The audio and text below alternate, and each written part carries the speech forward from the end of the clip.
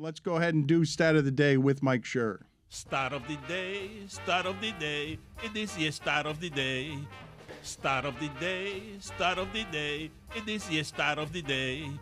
Start of the day, start of the day. It is the start of the day. Start of the day, start of the day. It is the start of the day.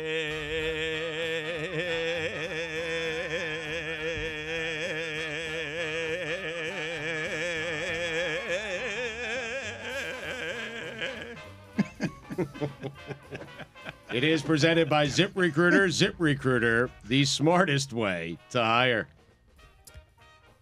Congratulations to the New York Mets.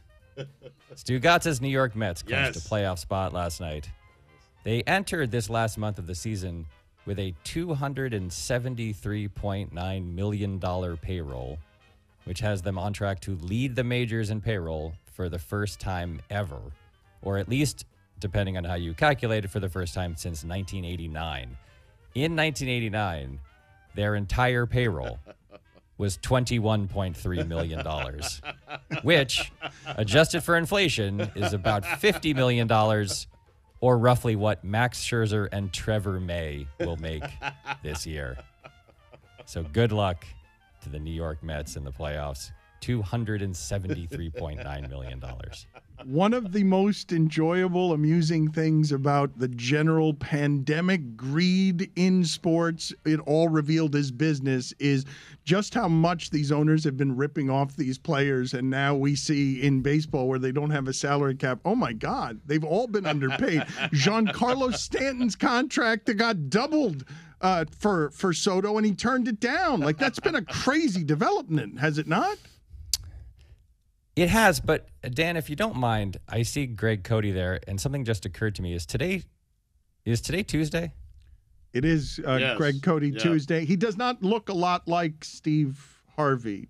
If we're truth looks like be Tony told. Clifton. I'm your man, Steve Harvey. We got a good one today on the Family Feud. Let's just not try to do voices. Yes. I didn't realize. You'll have to excuse me. I didn't realize today was Tuesday. Would you mind? I know this is not really my job as an unpaid stats intern, but would you mind terribly if I just said a few words? You're just saying a few words? I have a few thoughts. I have a few words I'd like to express, if that's okay with you. Yes. Are these like prepared speech writing? What's This is just off the top of my head. I'd like to just say a few words. I don't know, Chris. Do you have any imaging you could play? Did Greg die? And now it is time to take a trip down memory lane. Here's your guy, Mike Schur. with Back in My Day. Professionalism. Recently, my dishwasher broke.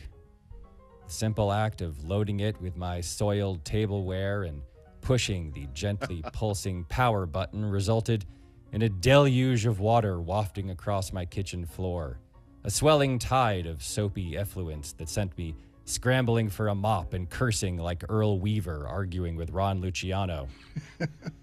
My clumsy attempt to fix the damnable device resulted in the latest in a string of home improvement embarrassments. Sadly, when it comes to handyman acumen, I was born with 2 left thumbs. So I swallowed my pride and called a dishwasher repairman who said he'd be over toot sweet no later than 4 p.m. But as the hour grew nigh, I was chagrined to find that no tool-belted appliance genius had arrived to rescue me from my swampy travails. No mustachioed wrench wizard would be traipsing through my kitchen, putting his mysterious skills on display, winking confidently with a jaunty all set as his eyes lingered just a bit too long on my wife's corporeal form. Despite what was promised over the phone, I realized with a scowl, no one was coming to save me. Now I say I was chagrined, and indeed I was, but I was not surprised, because too often nowadays, folks, people simply do not honor their commitments. When I was a bright-eyed undergraduate, I learned that the phrase, "my word is my bond," dates back to Shakespeare's The Merchant of Venice. That play's out-of-date anti-Semitism notwithstanding, if it was good enough for the Bard of Avon, it ought to be good enough for us. Ooh. When we say we are going to do something, damn it, we ought to do it. Whether we're handymen, podcasters, or, just as one example off the top of my head, Miami Herald columnists who come onto a podcast once a week to read a brief personal essay about how much you miss the sound of Roy Orbison playing through an AM radio. Yeah. The internet tells me that the word Tuesday comes from the Norse god Tyr, who allowed his hand to be eaten by a monstrous wolf in order to save the world. How ironic that on a day named after a god who made such a huge sacrifice, some of us can't be bothered to sacrifice a modicum of our time to write something we promised we would write. It's not like it's hard. Hell, I wrote this essay yesterday afternoon while running a TV show and pitching another one, and the whole thing took me about 9 minutes. Hit me one time, Chris Whittingham. Yes. Now you see that? Whitty was ready with that sound because he knows that's part of his job. Just like Chris Cote knows it's his job to shorten 2-word phrases into one stupider word. And Billy knows it's part of his job to derail the show with a long, irrelevant soliloquy and bring everything to a grinding halt. What do you mean? It's not like there's a shortage of subjects to write about. Plenty of stuff is worse now than it was back in your day. Baseball cards, magazines, shopping malls, governors of Florida, ping pong paddles. Just pick a topic and run with it.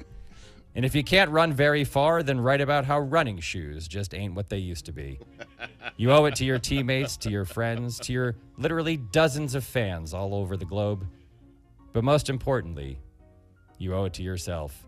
I'm Mike Schur, and that's how it was back in my day. Wow. Greg Cote, do you have a back in my day today? Well, Steve Harvey does not. I can't speak for Greg. I will say, Mike Schur, that was beautifully written. You got a future in writing. You don't have one? It took a dark turn. You don't have a back in my day today? A guy who I do not, no. Well, it's Steve Harvey's in today, Dan. Right. Exactly. I mean, It's not Steve Greg. Harvey Right. is not Steve known for Harvey back in my Tuesday. day. Right. But Yeah, how do you exactly. not have a back in my day today? Mike Schur doesn't have to have a back in my day, and he just farted out a back in my Right. day in his spare time. No, pretend like that was Greg's. Right. Filling Yeah. in for Greg. Yes, Yeah, exactly. Right. Right. Steve's here today, though. One Yeah, to Steve's Tuesday, here. Dan. Yeah. Right. You have a Lobos update, Mike? Sure.